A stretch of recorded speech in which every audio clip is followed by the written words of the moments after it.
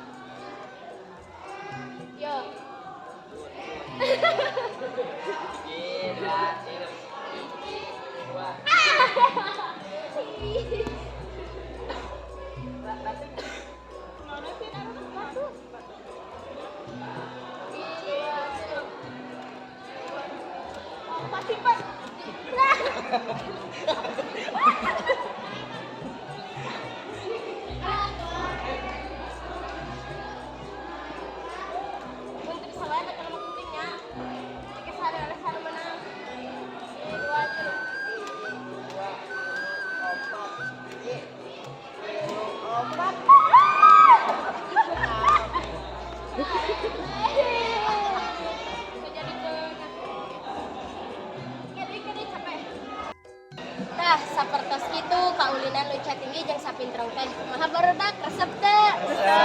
Sakitu nu kapihatur. Wassalamualaikum warahmatullahi wabarakatuh.